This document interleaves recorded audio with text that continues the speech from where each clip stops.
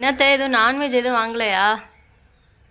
தொடர்ந்து 4 நாளாக சாப்பிடல, அப்புறம் நாளைக்கும் நாளான்னைக்கும் சாப்பிட முடியாது.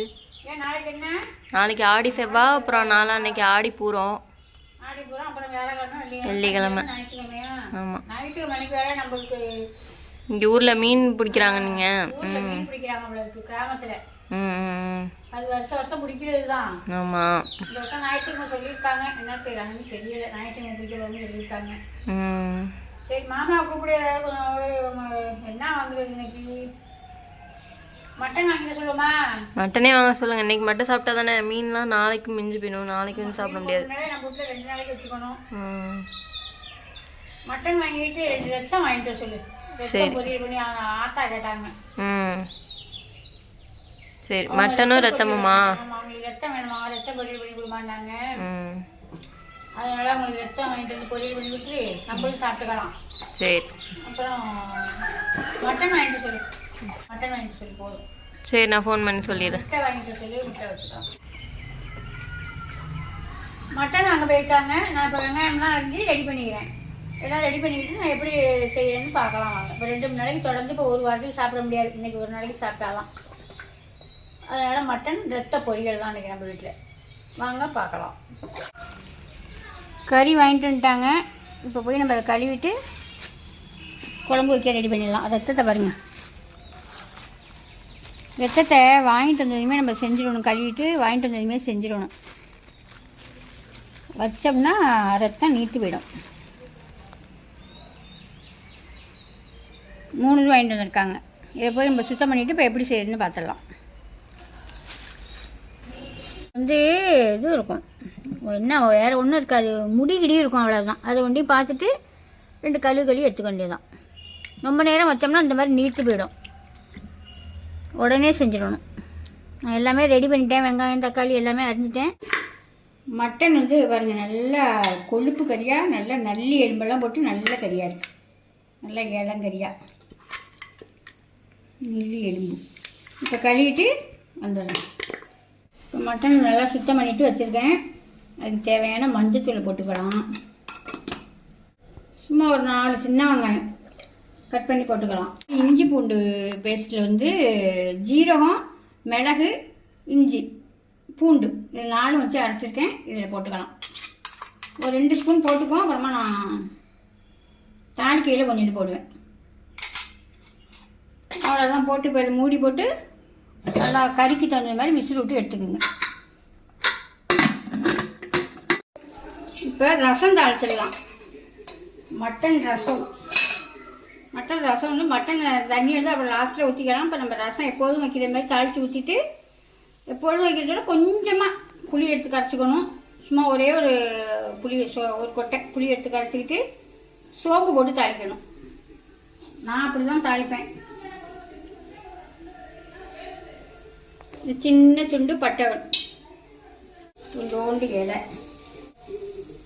கொஞ்சோண்டு சோம்பு, ஒரு பட்டை மிளகாய், ஒரு பச்சை மிளகாய் தாளித்து ஊற்றி இறக்கி வச்சு நம்ம மட்டன் வெந்திக்கிட்டா அந்த தண்ணியை வடிகட்டி கொஞ்சமாக தேவையான தண்ணியை வடிகட்டி ஊற்றிக்கலாம். தேங்காய் பால் ஊற்றிக்கலாம். நம்ம இதை இறக்கி வச்சுட்டு தான் தேங்காய் பாலும் ஊற்றிக்கணும், மட்டன் தண்ணியும் ஊற்றிக்கணும்.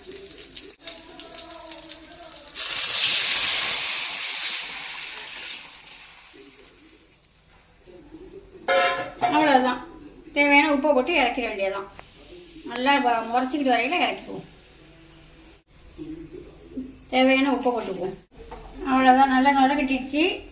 ரசத்தை எடுத்து ஒரு பாத்திரத்தில் மாற்றிட்டு நம்ம இந்த பாத்திரத்திலே ரத்தத்தை பொரிச்சிடலாம்.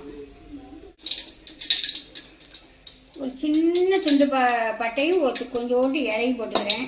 நல்லா 1 ஸ்பூன் வச்சு சோம்பு நுணுக்கி போட்டுக்கிறோம். நல்லா பொரிஞ்சதுக்கு பிறகு கொஞ்சோண்டு கருவேப்பிலை, நல்லா 2 கைப்பிடி அளவுக்கு சின்ன வெங்காயம் நிறையா போட்டிங்கன்னா நல்லாயிருக்கும். மட்டன் குழம்பு மாதிரி மட்டன் ரத்தத்துக்கு எல்லாமே சின்ன வெங்காயம் போட்டிங்கன்னா சூப்பராக இருக்கும். காரம் வேறு காரம் ஒன்றும் கிடையாது. பச்சை மிளகா ஒன்றிந்தான். நல்லா ஒரு 4 பச்சை மிளகா போட்டுக்கணும். நல்லா வதக்கி வைக்கலாம். கொஞ்சம் ரத்தத்தை எடுத்து ஒரு பாத்திரத்தில் வச்சு கையால் பிடிச்சி உடச்சி விட்டுக்கலாம். இதை எடுத்து இப்போ நல்லா இப்படி உடச்சி விட்டுடலாம். ரொம்ப சூடாக உடச்சி விடாமல் ஒரு 2-3 இதுலேயே பொட்டு குழம்பு வைப்பாங்க. இதை அவிச்சு எடுத்துட்டு பொட்டு குழம்பு வைப்பாங்க. அவ்வளோ சூப்பராக இருக்கும். பெசர் இந்த மாதிரி நான் ஒரு நாளைக்கு வச்சு காட்டுறேன். பெசர் இந்த மாதிரி பொட்டு குழம்பு வைப்பாங்க. அவ்வளோ அருமையாக இருக்கும். நம்ம அதில் வெங்காயத்தை போட்டு வதக்கையில் இன்னும் உடஞ்சிக்கும் நல்லாவே. ஆனால் அதை வாங்கிட்டு வந்தோடனே உடனே செஞ்சிடணும், இல்லைன்னா தண்ணியாக போயிடும். இதுக்கு தேவையான மஞ்சத்தூளை போட்டுக்குவோம். இப்போ நம்ம உடச்சி வச்சுருக்க ரத்த துட்டிக்கு இதில் சேர்த்துடலாம்.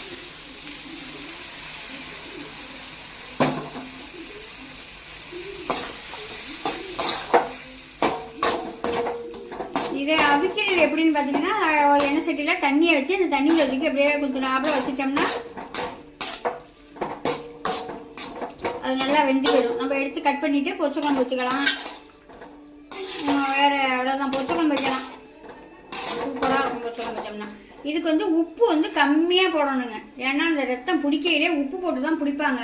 உப்பு போடாமல் பிடிச்சாங்கன்னா தண்ணி ரத்தம் நீட்டு போயிடும். அதனால் உப்பு போட்டு தான் பிடிப்பாங்க. அந்த உப்பு போட்டால் தான் அது உரையும். அதனால் உப்பு கம்மியாக போட்டுங்க. நான் கொஞ்சம் வெங்காயம் வதக்கிறதுக்கு போட்டிருக்கேன். அது 10 தான் என்னென்னு பார்த்துக்கிட்டு அப்புறமா போட்டு சேர்த்துக்கலாம்.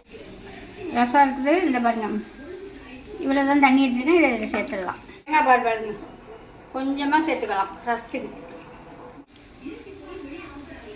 கொழுப்போடு சேர்த்தோம்னா கொழுப்பு கரைஞ்சி நல்லா சூப்பராக இருக்கும் சாப்பிட்றதுக்கு. மட்டன் ரசம் ரெடி ஆயிடுச்சு. இட்லி பொரியல் பார்த்தீங்களா, நல்லா சுத்தமாக தண்ணியெல்லாம் ட்ரை ஆகிடுச்சு. இப்போ நம்ம தேங்காய் பூ போட்டு இறக்கி தரலாம். நான் ஒரு மூடி எடுத்து போட்டு ஒரு துணி போட்டிருக்கேன். நீங்கள் எவ்வளோ எடுக்கிறீங்களோ ரத்தம் அதுக்கு தகுந்த மாதிரி போட்டுக்கணும். சரிக்கு சரி ரத்தமும் சின்ன வெங்காயமும் சரிக்கு சரி இருக்கிற மாதிரி வெங்காயம் கொஞ்சம் அதிகமாக போடணும்.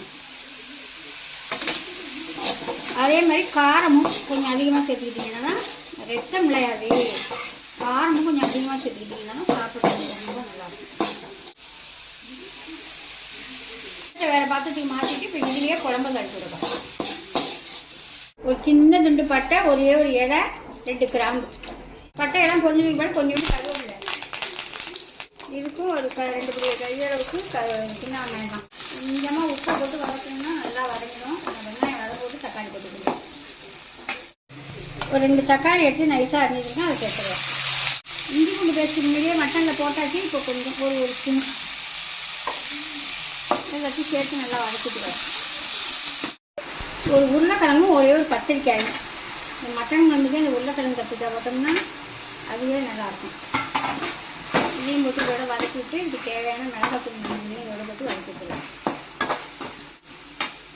நம்ம மிளகாத்தூள் மல்லித்தூள்லேயே எல்லா ஜாமானும் நம்ம கலந்து அரைக்கிறதுனால நம்ம எக்ஸ்ட்ரா எந்த ஜாமானுமே சேர்க்கவே வேண்டியதில்லை. தாளிப்பு வந்து என்னென்ன குழம்புக்கு என்னென்ன தாளிப்பு விடுறோமோ அது வந்து முட்டா போதும். கலரை பற்றிங்களா அப்படி இருக்குங்க. திருவையில் அரைச்ச மிளகாத்தூள். இந்த தூள் வேணால் நம்மள்கிட்ட ரெடியாக இருக்குங்க. ஒரு ட்ரிப்பு வாங்கினீங்கன்னா நல்லா 4-5 மஸ்து வச்சுக்கலாம். கெட்டே போகாது. மட்டன் குழம்பு தானே, அதனால் கொஞ்சமாக போட்டால் போதும். ஒரு 1.5 ஸ்பூன் போட்டுருவேன். மல்லித்தூள்,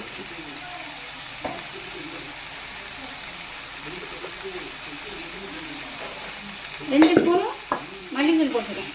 நல்லா வதக்கி விட்டுருவோம். இப்போ மட்டன் வேக வச்சு வச்சுருக்கோமா, அதை வச்சு அதை சேர்த்துடலாம்.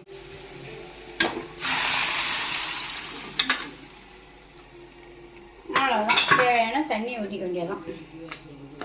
தண்ணி ஊற்றி தேவையான உப்பு போட்டு தேங்காய் அரைச்சி வச்சுருக்கேன், அதை சேர்த்து போட்டுக்க வேண்டியதான். எந்த சில்லறை ஜாமானுமே சேர்க்க வேண்டியதில்லை. எல்லாமே நம்ம போட்டு அரைச்சிருக்கோம். அதனால் எந்த சில்லறை ஜாமானும் சேர்க்க வேண்டியதில்லை. தேவையான உப்பு போட்டுருவோம். தேவையான உப்பு போட்டு நல்லா கொதிக்கட்டும். நல்லா கொதித்து இறக்க போகையில் நம்ம தேங்காய் ஊற்றி ஒரு கொதி விட்டு இறக்கிடலாம். குழம்பு நல்லா சுண்டி வந்துடுச்சு. இப்போ இறக்க போகிறேன். இப்போ நம்ம தேங்காயை சேர்த்துக்கலாம்.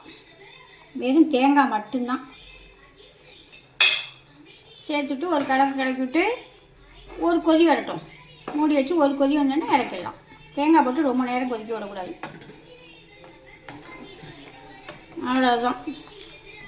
அருமையான மட்டன் குழம்பு ரெடி ஆயிடுச்சு.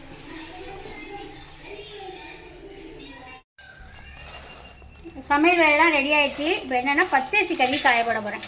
இது வந்து ஒருத்தவங்க நொய்க்கு எடுத்துக்காங்க உப்புமாவுக்கு, அதுக்காக கழுவி காயப்பட்டு ரொம்ப நேரம் காயப்படக்கூடாதுங்க. கடுக்கு முடுக்குன்னு காயப்படாமல் இதுக்கு ஒரு பதம் இருக்குது, அந்த மாதிரி எடுத்து தான் நம்ம திருவையில் உடைக்கணும். இப்போ இதை கழுவிட்டு வெயிலில் காயப்பட்டுடலாம். கழுவி காயப்பட்டுட்டு நான் எங்கே போகிறேன்னு சொன்னீங்கன்னா கோதுமை மாவு அரைக்க போகிறேன். கோதுமை மாவு மிளகாத்தூளும் அரைக்க போகிறேன். அதெல்லாம் இந்த தூள் ஐட்டம்லாம் வேணும்னாக்கா எல்லா தூள் ஐட்டமுமே இருக்குது. இதெல்லாம் வேணும்னா மேலே உள்ள நம்பருக்கு வாட்ஸ்அப் பண்ணி வாங்கிக்கலாம். எல்லாம் கழுவிட்டு காய வச்சுட்டு நம்ம திருவையில் உடச்சி கொண்டே தான் உப்புமா கிண்டோம்னா அவ்வளோ சூப்பராக இருக்கும். அரிசி உப்புமா இதே யாரும் கேட்டிங்கன்னா உடனே செஞ்சு கொடுத்துருவேன்.